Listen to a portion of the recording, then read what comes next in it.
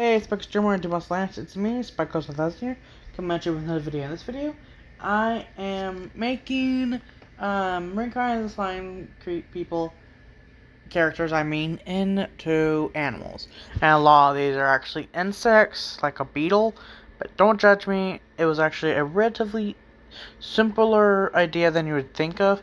I had a friend of mine actually give me a good chunk of the creatures, and I thought of a few for myself. Now I combined Rimuru with the slug, then I combined Bimaru with a praying mantis, and then if I remember correctly I did what's the next one? Oh yeah, I combined the old geezer with a sloth. Made that one quite ironic and quite contradictory to its name. And then if I remember correctly, I then did Shin'en with a Hercules beetle. It was Soihei with a Dung Beetle, then Shin'en with a Hercules beetle.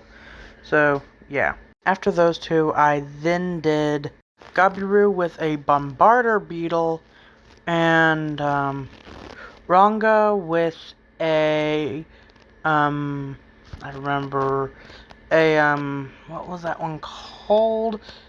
A Rhinoceros beetle. So, yeah. If I remember correctly, I think the last four? Nope, it was actually 3. And I combined Shizu Aizawa and Efreak into a mole cricket, which is a pretty interesting creature. And then the final creature my friend gave me was that was actually the last one, which was a mole cricket. Then I did a hybrid species of a blobfish and a jellyfish, and I did Demonoid Clayman. I really hate that guy. And then for the final one, I did, if I remember correctly, I did Shuna, the Ogre Princess, with, get this, a monkey. So, yeah. Without further ado, let's get into this video, and let's roll intro, and let's go. Okay, it's me, Yin Yang, coming back at you, with some more creatures. My brother, last time, if I remember correctly, he went over some creatures that, well, not creatures, dragons, that could be found some other places. But then after that was the Overseer, who turns out to be both mine and his father, which will be a story we both tell y'all sometime soon. But in that audio files, he's talked about some dragons he's found in a he created a species of dragons as well. Being our dad to the Overseer, we have limited creation abilities, and he created, how do you put this, the characters from Reincarnated as a slime, which is an anime in this world, and turned them into dragons for this world. He's got Maru in here as well. So I copied some energies from them, which is another ability we have. It's a very weaker energy layout we can copy. We can always copy energy layouts, but they're always very hard to do.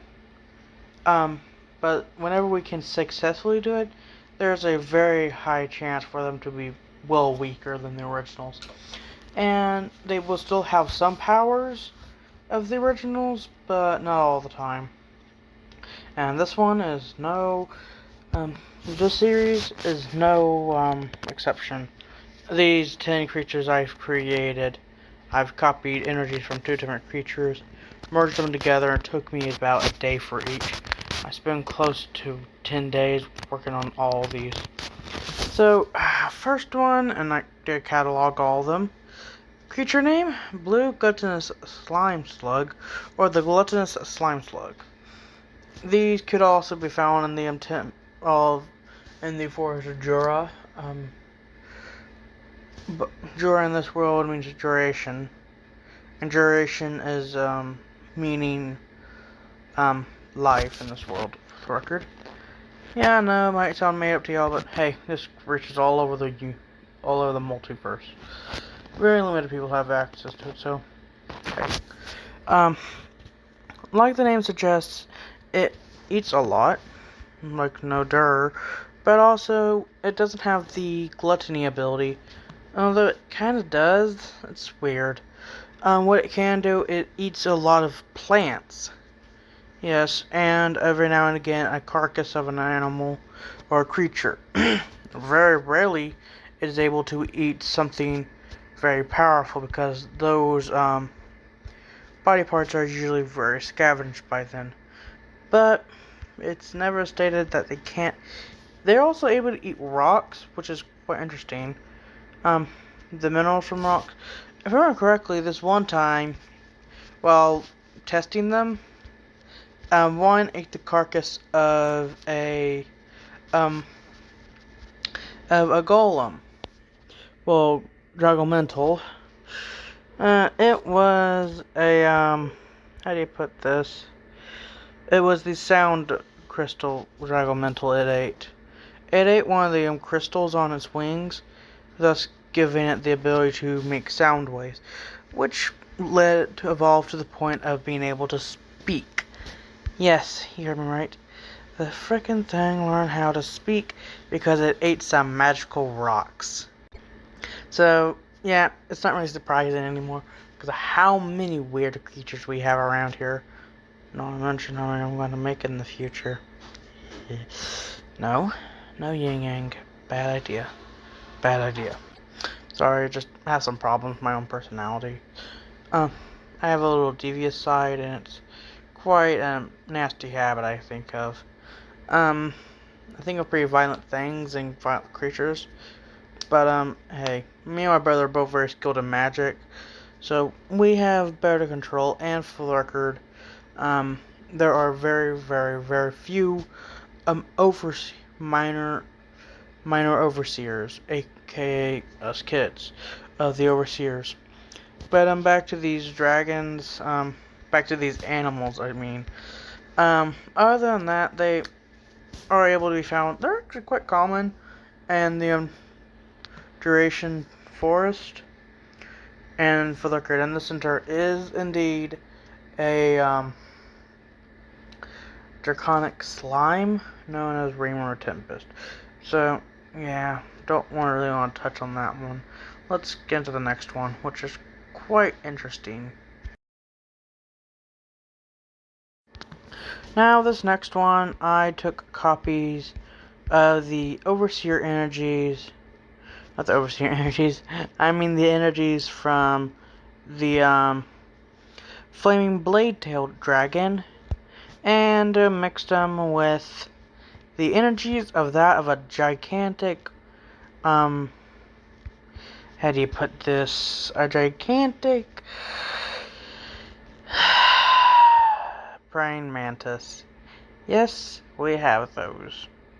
And by gigantic, I don't mean something like the size of the palm of your hand, or maybe the size of my head. I'm talking these things are like 4 feet tall. Yeah, they're actually quite common in Japan to have pets as. By pets, I mean owner contracts. They are they're nearly mindless creatures. But, hey, do not let that underestimate. They are very skilled fighters. They have their own version of the Samurai Code of Conduct. And the fact that if the leader of their group dies, they are rarely going to be taken in to another group. And if something happens that they deem dishonorable, they will actually cut their own head off. So, yeah. They are very indeed warrior. Both species, I made a few tweaks. Both species, are male and female, are pretty much the same, except for the females are actually around an inch shorter, which is quite unnoticeable. But hey, these things are known to be able to leap pretty far, and by pretty far, I mean around 20 feet in a single bound. Not to mention that, they can frickin' fly. I highly regret that. just looking up in the sky now. The thing, the little wings coming out and fluttering away. Ugh. That single bound, they can fly for a few football fields. I think like 20 if I remember correctly. So, yeah, they can fly pretty far. And they are really huge.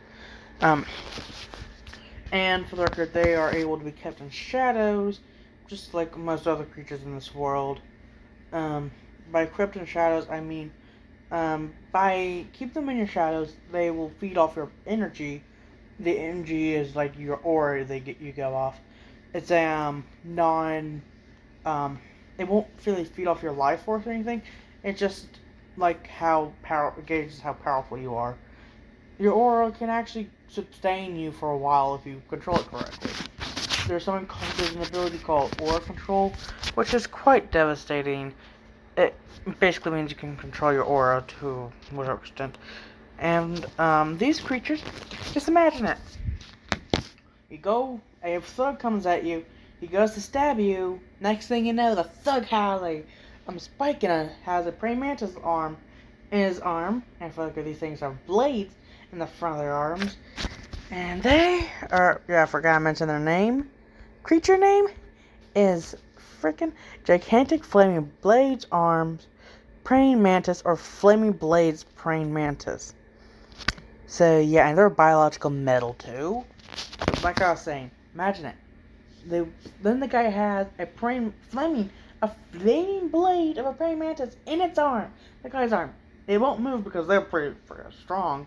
Because these things are actually going to eat good-sized birds. I'm talking like eagles. So yeah, they're going to eat eagles. Let that sink in. Next thing he knows, 2 more crawling out the guy's shadow. And I have 3 of them in my shadow. Yes, I do. It was quite an ordeal when me and my brother found out where the sons of the Overseer are known as Spike. Turns out, Spike is actually a Demos that ascended to be a, Overseer, but due to the fact that he was a low rank, he was actually a mid-rank Demos, he gained quite a huge power boost. When I say huge, I mean like he can easily go toe-to-toe with him, with the greater Demos Lord, Demos King. So, yeah. But my uncle figure like one. It's hard to say. My cousin is actually Jason Cass, a Demos that I talked to without knowing it was my own cousin. Well, talked about without knowing he was my own cousin. Quite funny, actually. Let's get into the next one. What I was saying was that since he became that much more powerful, this Demos Lord King Spike 1000 is still more powerful than him. So, yeah. That explains why he is not as powerful as he's not more powerful than the Demos Lord King of this world, which will explain why he keeps calling him my lord or your majesty whenever he's around. So, and I am really close to Spike 1000. It's quite weird that I am more well known. And it turns out I'm actually half Demos and half Overseer. It's a massive headache, so yeah. I'll explain how that works in a minute. But okay, before I do explain that, let's get into the creature. The next creature is quite contradictory. Speedy Bladeclawed Sloth, aka the Speedy Sloth. These creatures are, yes, a species of sloth that have little blade fingers on each arm and each foot. They are known to slowly climb up trees, which are actually 5 times faster than your average sloth. But that right there is not when they shine. When they shine is when they fight. These things fight. They eat other types of leaves other than those poisonous ones. So that explains why they're able to be a lot faster. These things, like I said, fight. What they can do is actually they get a boost of speed that makes them nearly break the sound barrier, and pretty much it's like instant teleportation. They are able to slice rocks to ribbons within like 3 slashes. And I'm talking these boulders are about 5 times bigger than them and weigh around 2 tons. They slice them to ribbons. I'm talking maybe around an inch to 5 to 6 inches for one slice. So yeah, very, very, very, very strong. And the stronger ones of the species are actually able to cut off human heads with your thought process still going for around 10 minutes. So, yeah, they are very fast. And that explains their name, the Speedy Sloth. So, do not let that underestimate you. I personally have one as a pet. So, yeah, I will send it after you if you piss me off. Now, this next one is a really interesting one. These are a type of Dung Beetle. For the record, I mixed the energies from the from a wyvern for the last one. The last one was the I got the energies from the sneaky blade-tailed Kijin wyvern and the energies of a sloth, and I mixed them together. For this one, I copied the energies of get this, a Dung Beetle and the Assassin Drake, which explains how these things are so freaking large yet so very quiet. With freaking large, I mean they're around a foot long. Fully stretch out their front legs, they're around 2 feet long. So, yeah, let that thing sink in. And they're really big, too. Their shell is relatively light and durable, but, ay caramba. They're, they're actually hunted. Somehow, that people found these things, and they're actually hunted for their front claws. They're actually perfectly made for either a short sword or split up into little throwing knives, or actually daggers too. They're actually sometimes sliced in half and then refused back together to get a 2 foot long sword. So yeah, pretty impressive. But these things are actually used to make sword breakers, more or less. But still, that they aren't really that. They're actually really dangerous, to be honest. They kill more people because of them trying to be harmed.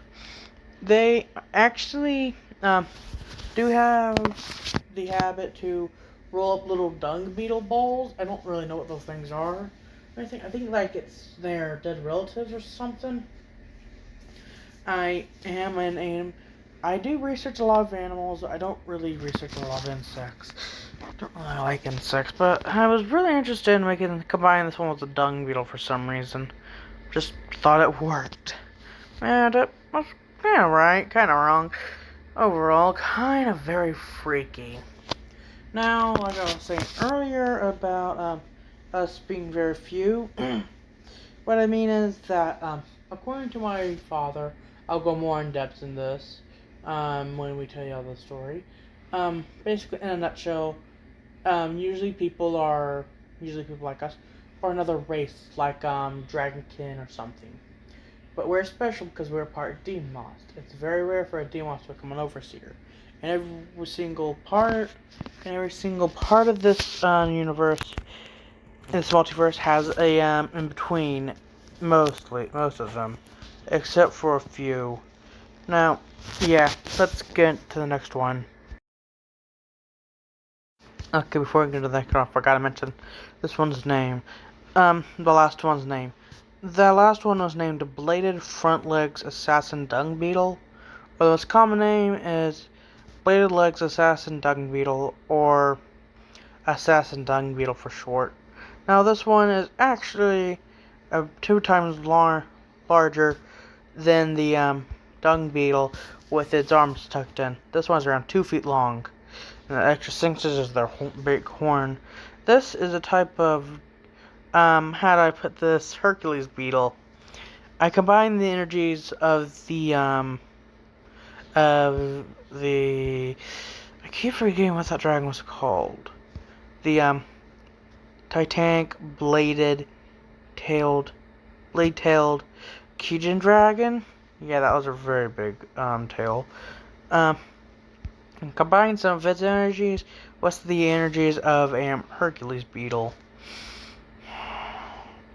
The most common creature name for the record is actually gigantic blade horn Hercules beetle or blade horn Hercules beetle. So, yeah, they are very big. Their horns are actually made for when harvested. These things are actually picked up, have their horns cut off, but they regrow in a matter of weeks. So, yeah, their biological metal and regeneration is pretty high. People are not crazy, except for very few people will keep the things in pens, which is not a good idea. They will destroy each other. They need space. So, and yes, and they are able to fly. They are able to fight. They fight each other for territory or just for show-offs. Now, the stronger ones are able to take on around maybe a Efreak dragon in this world are actually really intelligent right off the bat. Right off the bat, they can already fly and walk on 4 legs and speak Draconic and a little bit of Common. So, yeah, they're really intelligent creatures. But most dragons can only speak Draconic.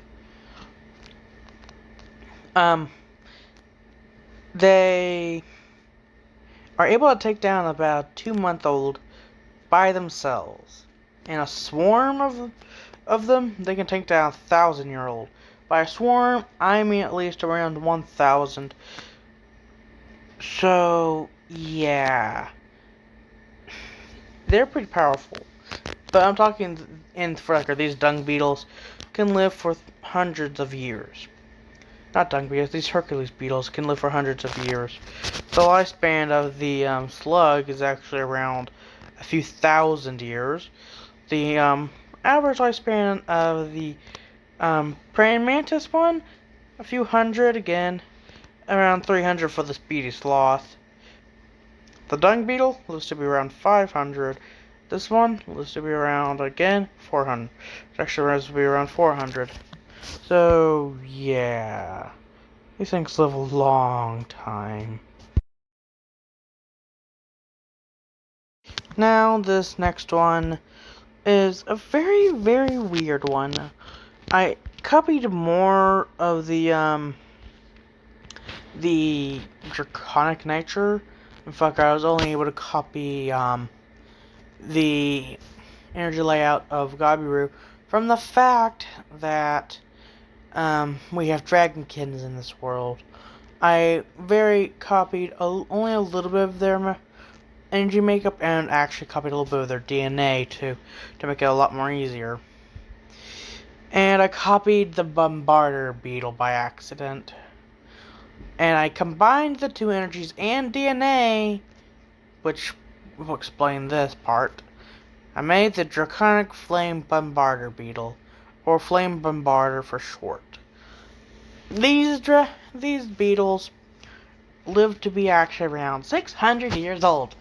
And they are only around 6 inches, so they're not really that large. But what they make up for in length, what they make up for in firepower. Your average Bombarder Beetle can spit out a little fire bolt out, which is very hot, around, if I remember correctly, 2,000 degrees Celsius. It's because of two chemical bile sacs in their butt. This thing can cause flames at will out of his butthole. And it's also able to breathe fire. So, yeah. Let that sink in. And they're also a dark purple. They're also able to climb up walls. Just imagine that. The thing climbing up behind you. and turning its head, looking directly down at you. Yeah, these things are very, very, very freaky. Let's just get to the next one. This next one is actually a rhinoceros beetle. It's actually closely related to the Bladehorn Hercules beetle by a little bit, because of their horns. But this one is known as the dire, gigantic, Tempest rhinoceros wolf beetle, and these things can get to the size of your average wolf cub. And I'm talking around a week old when they can see and whatnot. So yeah, these things can get pretty freaking big. They have the ability to control black lightning, so they are by far one of the most powerful creatures I've gone over in this audio files. Their most common name is for the record, they are, I think I'm saying their name, but just to clarify, their creature name is dire, gigantic, Tempest rhinoceros wolf beetle, because wolf cub, and they do resemble a little bit of a dire wolf, and in their little nature. But their common name is Tempest rhinoceros beetle. That explains it, because these things are actually mostly controlled by a pet of a Tempest that is known as Ranga, and he is actually a how do you put this, a hybrid species of a dire wolf dragon and and one of these things. That one can control black fire, and this one can control black lightning. So, yeah, not a very good combination. So, yeah, and these things, for the record, remember correctly, wolf cub on average is around 2 feet tall or so. So, yeah, all the way to the tip of the horn. It's around 2 feet off the ground. And they can stand around about 5 inches off the ground. So, yeah, they are pretty freaking tall creatures. Yeah, you need a shotgun to take one of these things out just to stand a chance. So, yeah, you're just lucky they don't harm you unless you hit one first. And if you hit one first, you're going to have a swarm after your arse. So, yeah, be very, very careful. And the dragon I just said is a very, very weird one. It has the horn shape of the dire wolf beetle of this beetle, and but has draconic like wings, 4 legs, but are in the shape of the legs of one of these rhinoceros beetles. I will have my brother go over that because he's the one who created it. I do not like you, brother. Okay, I get it. Wait. Oops. Come back here. I'm going to hit with this baseball bat later. Yeah, me and my brother don't really get along. Uh-oh. Yeah, this ain't gonna end well. Okay, see you in a bit. Whew. Okay, after being my older brother, after he interrupted me, and for the record, he's already healed. I had to beat him for 5 hours just to make sure he wouldn't interrupt me again. He learned his lesson. Now, this next one, I copied energies from a human named Aizawa, my brother brought into this world. He created an exact copy of her, minus the memories. She knew that she was from another world, and she knew that she was brought here by him. She was like, okay, and she knew she was a copy, for the record.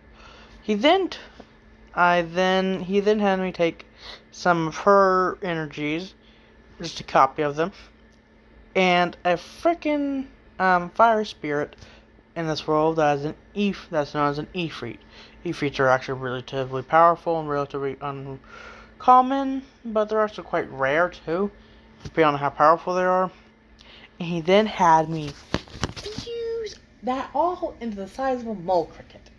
The energy layouts caused a mutation, causing it to grow around 3 feet long. So, yeah, they are a very, very, very big creature. Insect-wise, you need a shotgun with explosive rounds to just kill it, completely eviscerate it. These things are known as Efreak frames, front blade-legged mole. I think such a long name, it's hard for me to say it correctly. Efreak Flames front blade-legged hero mole cricket, or the most common name, Efreak blade-legged mole cricket. These things are a menace to deal with. They're mostly found in the, like you guessed it, the duration forest, but they're mostly known to be found underground, and they're actually digging tunnels for the sewage, and digging tunnels around for people, for spies. Some people can shapeshift their size and all that, and they're able to shrink their size down. And so, yeah. They use these tunnels to find a way around and look around and basically, just in general, spy on and do patrols on the outside of the forest. And for the record, some of these creatures also make sewage systems for places mostly in the duration forest or the Jura forest, but also in other cities that are continuously being built and expanded upon. These things are very fast stickers. So, yeah, and the hero part actually makes sense because they do fight some spirits whenever they come across them. And, yeah, they are heroes because of that, and the fact that they can make a sewage system relatively quickly. Let's just get to the next one. Okay, this next one is something me and my brother wrote really funny, and we both hated this one guy, and we combined a very not so cute looking fish, the blobfish. I personally find the thing ugly, but hey, everyone has their own personal taste in animals, and a very pain in the arse creature, the jellyfish. He said, hey, you know that a guy named Demon Lord Clayman from Reincarnated Slime? I said, yeah. He said, well, can you copy him and turn him to a blobfish jellyfish hybrid? I said, frickin' yes, I really hate that guy. And this is what we get. The thing drools all the time. It's actually able to swim, and it does have little like vines like things that can sting people, but the stings are actually relatively weak unless it's a very small fish, which will actually fry it. The thing will then turn around and eat the fish it fried. Like I said, me and my brother both really hate Demon Lord Clayman. So, yeah. And this thing is known as the demonic clay-colored jelly blobfish, or the clay-colored jelly blobfish. The reason why they're called demonic is because my brother, I also add a little sprinkle of demon in there. By a little sprinkle, I mean I made this thing kind of violent, but only to the point that I can only take down a barracuda. So yeah, they're very, very dangerous because barracudas are pretty dangerous. But a grown human can easily just punch the thing in the face and have it die, because the brain is actually located right in front of the nostrils. I purposely designed it because I really, really hate these things. And they also, because I really hate Demon Lord Clayman. I always laugh at this one. That brings me, whenever I frown, I just think about that, and I smile. Let's just get to the last one. Now, before you're getting on to me about the last one, I know it wasn't a clay-colored one, but get this, whenever I was working on the energy layout, it just mutated and caused this to go from a clay color to this thing, to this dark gray color. I did some research, and this is actually a quite common color of clay in this world. So, yeah, it ain't clay. It is clay colored, okay? So, don't get on to me about it. Now, this next one, and this final one, is a monkey, actually. A very, very intelligent monkey. This is a creature known as intelligent ogre horned white-red monkey. So, yeah, just going off the name, you can tell that's pretty intelligent. Like the name suggests, it is part ogre, although a very low part of it is ogre. My brother wanted me to create this one for some reason or another. I forget why. But, I copied the energy layout from an ogre we know named Shin'en, and she's actually relatively nice. She actually looks a lot like the character Shin'en from Reincarnated as a slime. And oh wait, my brother just told me, and I just remembered that she was actually created using an energy layout after her. So yeah, why am I not surprised? And yes, she is the sister to. Oh wait, turns out that was wrong. My brother just said that he just remembered that she isn't a copy. She's actually a dragonkin. So that makes a little bit more sense. He said he's going to go over the species of dragon that he created again sometime sooner rather than later. So yeah, let's get back to what I was saying.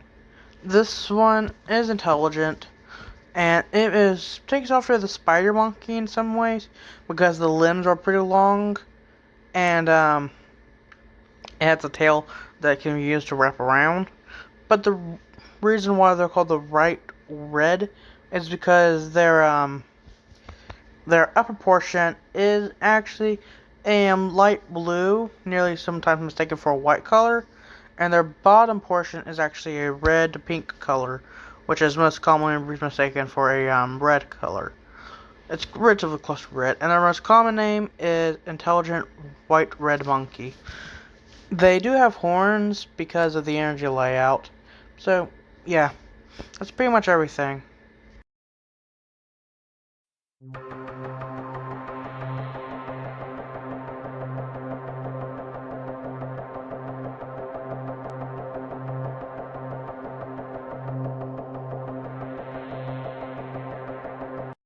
Like and subscribe if you enjoy this video. Well, I hope you enjoyed today's video, even though it was a pretty long video. But until next time, that's all the time I got for today's video. Subscribe to Adrian's Bucket Drawing, or you want to Goodbye, and peace out, everyone.